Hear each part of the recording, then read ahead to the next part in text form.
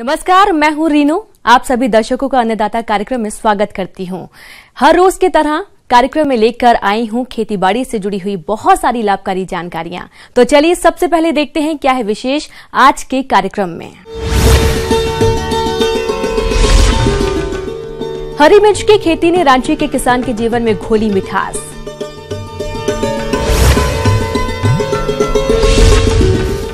गुणवत्ता युक्त पत्तियों की प्राप्ति के लिए पान बगीचे में जरूरी कार्य।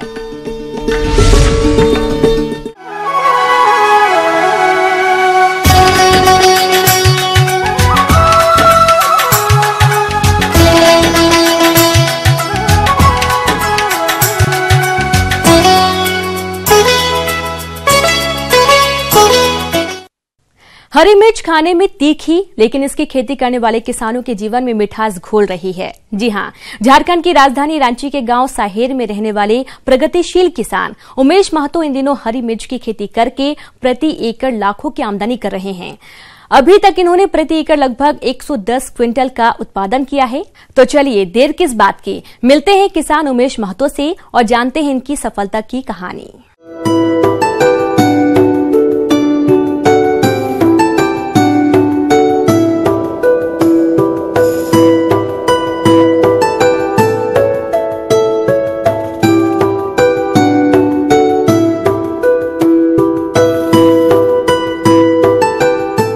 कहा जाता है कि जिनके पास जज्बा होता है वो पहाड़ के सीने को चीरकर अपना रास्ता बना लेते हैं, और ऐसा ही कुछ कर दिखाया है उमेश महतो ने। जी हाँ, आज जहां किसान सिंचाई जल की कमी के नाम पर खेती करना छोड़ रहे हैं, वहीं रांची के गांव हरी में रहने वाले किसान उमेश कृषि उन्नत तकनीकियों को अपनाकर मिर्च की खेती से लाखों की आमदनी कमा रहे हैं और गाँव के दूसरे किसानों के लिए प्रेरणा स्रोत बन गए हैं।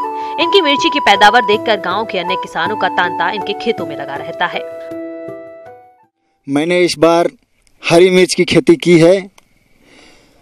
मुझे इसे अच्छी मुनाफा मिल रही है। सबसे बड़ा समस्या पानी की है। तो ये समस्या को हमने देखते हुए ड्रिप का इस्तेमाल किए हैं। ये बिल्कुल ही कम पानी पर होती है। हमने ड्रिप 1 एकड़ पर लगाया है। मैंने वैरायटी ली है जिसका वैरायटी का नाम है पूर्वसी। इसमें बहुत ही अधिक फल आता है। अभी मेरा तुड़ाई चल रहा है। रोज के माध्यम में मतलब 1 कुंटल 25 केजी डेली टूटता है। 1 एकड़ में 110 कुंटल मुझे हरी मिर्च प्राप्त हुई है। कभी उतार कभी चढ़ाव होती रहती है, लेकिन आप लोगों को बता रहा हूँ कि औसत मूल्य 30 रुपये है। जो हमने तोड़ाई करके बाज़ार में भेज रहे हैं, उसमें टोटल खर्च लगभग 80,000 है। 30 रुपये के रेट से 1 कुंटल 110 कुंटल की बाज़ार में बिकने से 3,33,000 बिक्री हो रहा है, जिसमें 80,000 रुपया हमें खर्च है। अगर 3,33,000 में 80,000 घटा देते हैं तो 2,70,000 रुपया हमें मुनाफा हो रही है। इस तरह से हम हरी मिर्च की खेती कर रहे हैं। इन्होंने बताया कि ज्यादातर ये फसल में जैविक खाद और जैव कीटनाशकों का प्रयोग करते हैं। इन्होंने ड्रिप पद्धति से खेती करने के लाभों को गिनाते हुए कहा कि इससे पानी की बचत होती है, साथ ही उर्वरकों के प्रयोग करने में आसानी होती है, जिससे फसल से अच्छा उत्पादन मिलता है। किसान भाइयों, हमने हरी मिर्च की खेती के लिए बहुत ही सावधानी अपनानी पड़ी। आप लोग जानते हैं कि नर्सरी तैयार करने के समय बहुत सारी सावधानियां बरतनी पड़ती है। नर्सरी ही हमारे खेती की जिंदगी है। नर्सरी तैयार करने के लिए उसकी गुड़ाई कम से कम 3 से 4 बार करके उसे पूरी तरह से तौका लिया जाता है, जिसमें हमें नर्सरी 6 क्यारियां बनाई और 6 क्यारियां बनाने के बाद उसमें बीज को बीटावेक्स से उपचार करने के बाद उसे हम क्यारियां बना के उसे डाले थे। और वो डालने के बाद हमारा 60 ग्राम में 12,000 पौधा तैयार हुआ। लेकिन हमने मात्र 9,000 ही डाला, क्योंकि बाकी पौधा मर गया। 1 एकड़ में 9,000 मेरा पौधा लगा, स्वस्थ लगा। इनका कहना है कि नर्सरी में पौध तैयार करने के बाद इन्होंने खेत को अच्छे से जोतकर तैयार किया और 3.5 फीट की दूरी पर कतारों को बनाते हुए ड्रिप लाइन बिछाया और 1 फीट की दूरी पर पौधों की रोपाई की। खरपतवार नियंत्रण के लिए समय समय पर निराई गुड़ाई के काम को करवाया और फसल पर कीट का प्रयोग न हो इसके लिए इन्होंने जैविक कीटनाशकों का छिड़काव करवाया। इसमें 1 एकड़ में मैंने 6 गाड़ी गोबर दिए हैं। 6 गाड़ी गोबर। आप लोगों को विशेष ध्यान रखना है गोबर की, और खराब पौधा को नहीं रोपना है। खराब पौधा को अगर हम रोपते हैं तो वो अस्वस्थ रहता है, जो स्वस्थ पौधा को भी वो हानि पहुंचाता है। इसमें हमने जैविक खाद की उपयोग किए हैं, जो उत्तराखंड की है, जो ट्राइकोडर्मा संजीवनी के नाम पर आती है, वो गोबर में मिलाकर हमने इसमें दिए थे। इसमें एकदम साफ पौधा का ग्रोथ हमने दिखा दिया, और आप लोग भी देख रहे होंगे कि ये पौधा में ग्रोथ में कोई कमी नहीं है। हमने डीएपी की बिल्कुल ही कम यूज किए हैं, बिल्कुल नहीं के बराबर यूज किए हैं। और इसमें कीटनाशक की बात आई तो हमने कीटनाशक भी बायो का ही ये किए हैं। समय समय पर हमने इसकी पूरा देखरेख किए हैं। ये जो घास है, इसका निकाई एक साइड से निकाई करके इसे नाला में हम दाब देते हैं। इसी तरह से हमने हरी मिर्च की खेती किए हैं।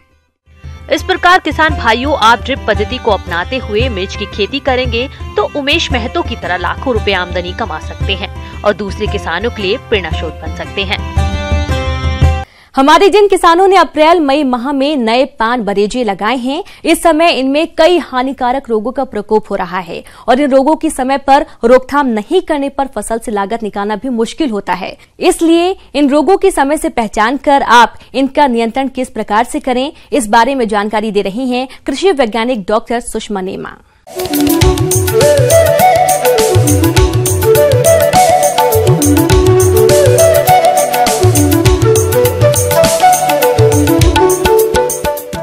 किसान भाइयों, अभी बरसात का मौसम है और इस समय बरेजा में हम पान की फसल लगा रखी है, तो इस समय फसल की बढ़वार अच्छी हो रही है और हमें अगर फसल का अच्छा उत्पादन प्राप्त करना है पान से, तो हमें बरेजे की और फसल की रखरखाव की व्यवस्था करनी होगी।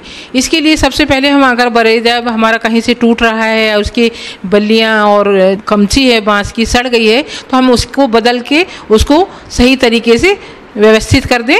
दूसरी चीज़, जो आसपास खरपतवार लगे हुए हैं या बीच में बरेजे में उग रहे हैं, उनको उखाड़कर नष्ट कर दें, क्योंकि खरपतवार एक तो बेलों के साथ भोजन का प्रतिद्वंदी होते हैं, तो भोजन को लेते हैं और बेलों को कम भोजन मिल पाता है।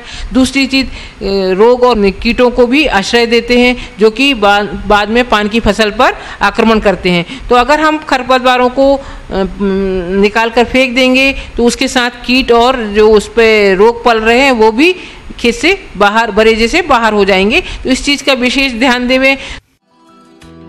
किसान भाइयों, जैसा कि आप सभी जानते हैं कि किसी भी फसल से अच्छा उत्पादन प्राप्त करने के लिए सिंचाई प्रबंधन पर ध्यान देना जरूरी होता है। तो अगर आपके क्षेत्र में अधिक दिनों से बारिश नहीं हुई है, तो आप पान बरेजे में समय समय पर सिंचाई अवश्य करते रहें, जिससे पान की बेल और पत्तियों का उचित विकास हो सके। इसके अलावा ज्यादा वर्षा वाले क्षेत्रों में जल निकास और पोषक तत्व प्रबंधन कैसे करें, आइए जानते हैं। और इसके अतिरिक्त पानी का निकास की भी प्रॉपर व्यवस्था रखें, क्योंकि उचित व्यवस्था रखना जरूरी है। अगर हम पानी कहीं भरा रह जाता है और जो रोगाणु है वो तेजी से फैलते हैं, तो अगर कहीं पानी भरा है तो उसकी हम नाली, बाजू से नाली बनाकर वो पानी को निकाल दें। दूसरी बात, हम उसमें बरेजे में कुछ इसके पोषक तत्व अगर कम हैं तो पोषक तत्वों को दें। जैसे इस समय हम नीम की खली और उसके अतिरिक्त कुछ और फर्टिलाइज़र, जो आपके ऑर्गेनिक फर्टिलाइज़र हैं, उनको पौधों में देना चाहिए। नीम की खली को अगर हमें देना है तो नीम की खली को पहले हम थोड़े एक घड़े में या नाद में थोड़ा सड़ा लें। 4-8 दिन के बाद सड़ी हुई नीम की खली को हमको क्यारियों में देना है, बेलों के बाजू बाजू में डालना है। किसान भाइयों, अभी बरसात का मौसम चल रहा है और इस समय पान बरेजों में रोगों का प्रकोप अत्यधिक होता है, जिसकी वजह से पान की पत्तियों की गुणवत्ता खराब हो जाती है। तो आप इनकी पहचान और कैसे बेहतर प्रबंधन कर सकते हैं, आइए जानते हैं। इस समय पान की फसल में एक जड़ सड़न रोग आता है जो कि स्क्लेरोशियम नमक फफूंद के कारण होता है। इसमें हमारी बेलें सड़ने लगती हैं, कहीं कहीं बेलें बीच बीच में भी सड़ने लगती हैं, कहीं कहीं ज़मीन से या जड़ से ही शुरू हो जाता है इसका सड़न। तो ये जो होता है एक फफूंद के कारण होता है, और कभी कभी एक जीवाणु बैक्टीरिया जिसे कहते हैं उसके कारण भी बेलें सड़ने लगती हैं, और पत्तियों के ऊपर भी धब्बे आते हैं। पत्तियों के ऊपर अगर जीवाणु से धब्बे आते हैं तो कत्थई रंग के धब्बे बनते हैं, और उसके चारों तरफ एक पीला रंग का छल्ला सा बनता है। उससे हम समझ लेते हैं कि ये जो धब्बा है जीवाणुओं के आक्रमण के कारण बना हुआ है। तो अगर जीवाणु का आक्रमण हो रहा है तो नीले थोते के साथ हम कुछ एंटीबायोटिक जैसे स्ट्रेप्टोमाइसिन है या स्ट्रेप्टोसाइक्लिन है, इसका भी बहुत कम मात्रा में ppm में इसका उपयोग करते हैं, पार्ट्स पर मिलियन, यानी 1000 में 1 भाग मिलाना होता है। तो उस तरह से हम मिला के ड्रेंचिंग करें या जो क्यारियों के बाजू बाजू में मिट्टी में भुरकाव करें, और इसका हम पौधों के ऊपर भी छिड़काव कर सकते हैं।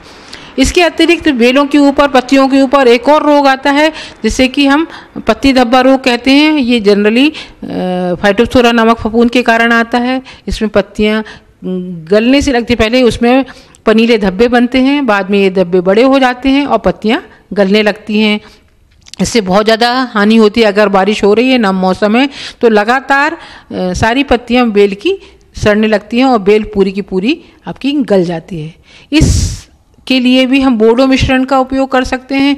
इसके साथ साथ मैनकोजेब एक दवा आती है, मैनकोजेब 2.5 ग्राम दवा प्रति लीटर पानी में घोलकर छिड़काव करें। तो हम जैसे ही रोग के लक्षण दिखाई दें उस समय तुरंत छिड़काव शुरू कर दें, और 2-3 छिड़काव 15-15 दिन के अंतर पे करें, तो हम इस रोग को भी नियंत्रित कर सकते हैं और अपनी फसल को होने वाली हानि से बचा सकते हैं और पान का अच्छा उत्पादन प्राप्त कर सकते हैं। किसान भाइयों, इस समय वातावरण में अधिक नमी होने के कारण गोभी वर्गीय फसलों में विभिन्न रोगों का प्रकोप दिखाई दे रहा है। इन्हीं रोगों में से एक है गोभी का आर्द्र गलन रोग, जो कि नर्सरी से लेकर फसल की किसी भी अवस्था में हो सकता है। इसलिए समय रहते इसकी रोकथाम आप कैसे करें, आइए जानते हैं त्रिहुत कृषि महाविद्यालय जिला मुजफ्फरपुर के पौध रोग विशेषज्ञ डॉक्टर फूलचंद्र से।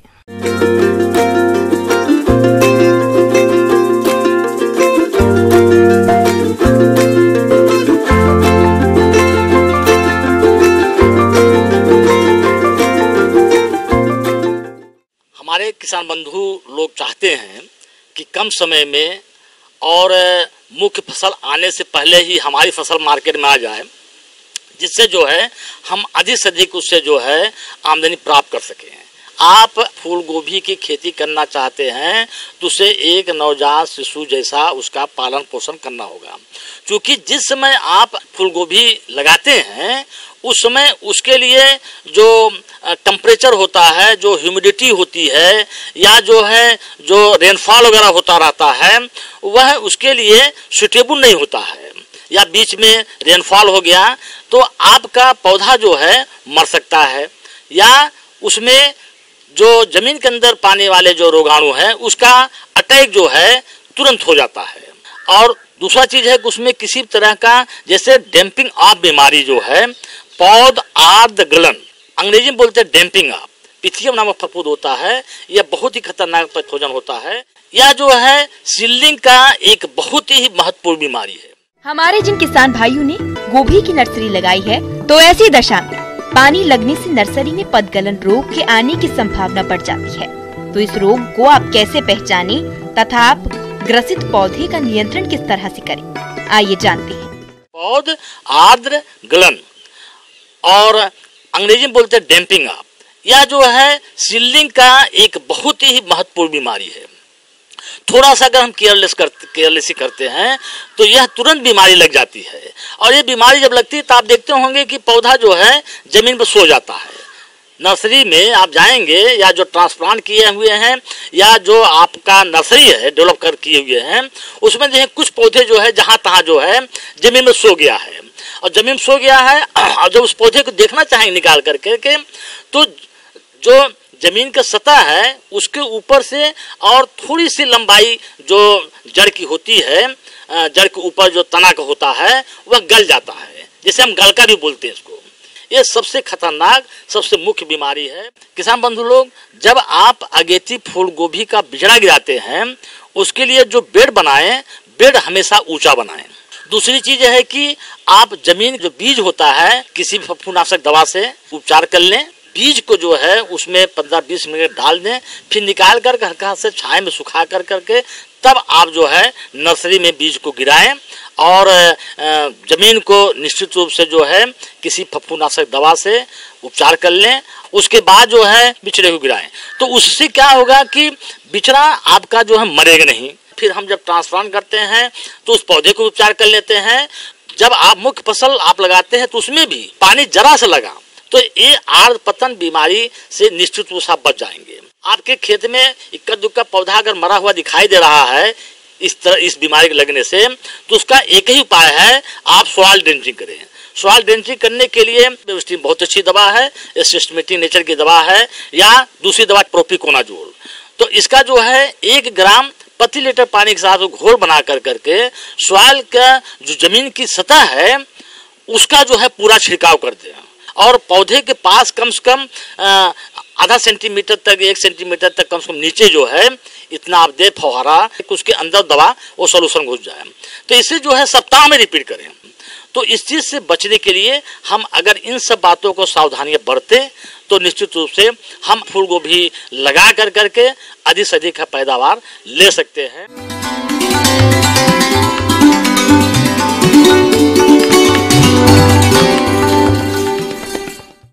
जॉन डियर अन्नदाता हेल्पलाइन निशुल्क फोन संपर्क सेवा के माध्यम से आपके द्वारा पूछे गए प्रश्नों में से 1 या 2 महत्वपूर्ण प्रश्न को हम अपने कार्यक्रम में शामिल करते हैं और इसी के तहत आज का चयनित प्रश्न और उसका जवाब इस प्रकार है। अन्नदाता निशुल्क फोन संपर्क सेवा के माध्यम से पूछे गए प्रश्नों में से आज हमने जिस प्रश्न को कार्यक्रम में शामिल किया है उसे पूछा है ग्राम सरजापुर जिला दरभंगा के कृषक जसमीत सिंह ने। या अमरूद के बाग में लगने वाली फलमक्खी कीट के नियंत्रण के बारे में जानकारी चाहते हैं। तो जसमीत सिंह जी आपकी जानकारी के लिए प्रस्तुत है कार्यक्रम का यह अंश।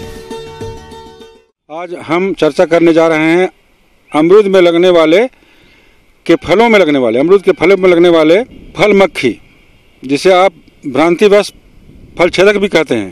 तो इसमें होता क्या है, जैसा कि आप जानते हैं कि कोई भी कीड़ा का 4 अवस्था होता है, वयस्क, उसके बाद उसके अंडे के बाद उसका जो पिल्लू शिशु कीट और बाद में उसका कोकून बनता है, कोकून के बाद फिर वयस्क बनता है। तो इस कीड़ा का जो फल मक्खी जातीय कीड़ा है और मक्खी जातीय कीड़ा जो इसका मादा मक्खी होती है आपके अमरूद के फल के छिलका में अपना अंडा डालने वाला जो उसका जो उपांग है उसको घुसा करके उसमें अंडा डाल देती है और वही अंडा फूटने के बाद फल के अंदर उससे पिल्लू निकलता है। वही पिल्लू आपके फलों के गुदों को खाया करता है और इसके चलते एक तो ये अपना जो पिल्लुएं होती हैं वो भक्षण के चलते भी भक्षण करती है गुदे को, उसके चलते फल खराब होता है और वो खाने काम में नहीं आता है, कोई किसी काम का नहीं होता है। तो इस तरह से पूर्ण रूप से नुकसान उस फल का हो जाता है और आपके उपज में आपके लाभ में सीधे उसका नुकसान पहुंचता है।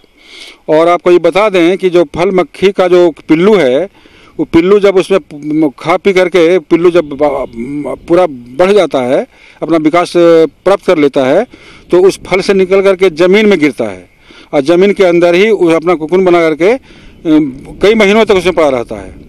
तो बचाव के लिए यही है कि जब ऑफ सीजन में या गर्मी के दिनों में 2-4 बार ग्रीष्मकालीन जुताई करें। ऐसा करके भी आप जो उसका जो कृमि कोष है फल मक्खी का उसको नष्ट कर देंगे तो आपका जो बाद में जब फल लगता है उस समय इस कीड़ा का प्रकोप कम होगा। उसके अलावा जब फल लग गया है तो फल लगने में जब फल छोटा छोटा हो, जब तैयार फल लगे ही उसी समय आप कि 1 लीटर पानी में 10 ग्राम गुड़, 2 ml मलाथियान को घोल लें और उसमें 20 ml मलाथियान, तो उसको मिला करके आप फल का जो बगान है अमरूद का बगान उसमें छिड़काव कर सकते हैं। और छिड़काव के अलावा जहाँ तहाँ छिछला बर्तन में इस घोल को रख दें। तो ऐसा करने से जो घोल रखेंगे तो उसमें जो फल का मक्खी है वो मक्खी जो घर में मक्खियाँ होती हैं उसी की जाति की है, तो उसमें आकर के वो जब आएगी उसको उसमें मैंने पीने के लिए उस घोल को, तो वहाँ वो मक्खी मर जाएगी। अमरूद की वर्षाकालीन फसल में फल मक्खी के कारण गुणवत्ता और उपज कम हो जाती है। जुलाई से सितंबर माह तक इसका प्रकोप ज्यादा होता है। 1 हेक्टेयर क्षेत्र में 10 ट्रेप पर्याप्त होते हैं। ट्रेप के मिश्रण को प्रति सप्ताह बदल दें। फल मक्खी ट्रैप से विशेष प्रकार की मक्खी को आकर्षित करने वाली गंध आती है। इस ट्रैप को कली से फल बनने के समय पर ही बागीचों में उचित दूरी पर लगा देना चाहिए। साथ ही जब फलों का विकास हो रहा हो तब मेलाथियन 50 ईसी दवा 1 मिलीलीटर प्रति लीटर पानी के हिसाब से घोल बनाकर वृक्षों पर छिड़काव करना चाहिए। तो आप फल मक्खी से होने वाले अमरूद का जो नुकसान हो रहा है उसको रोक पाएंगे।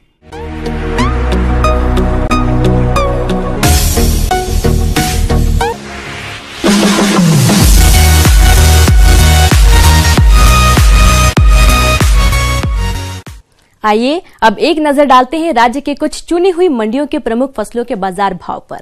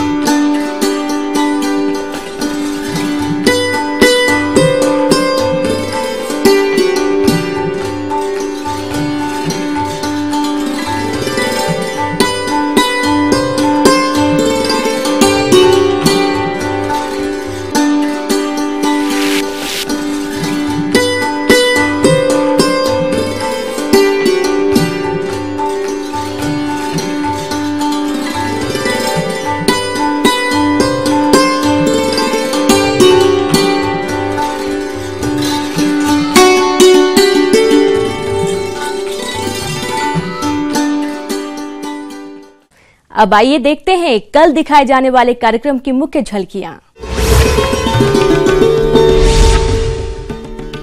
मछली सह बत्तख पालन किसानों के लिए अच्छी आय का जरिया।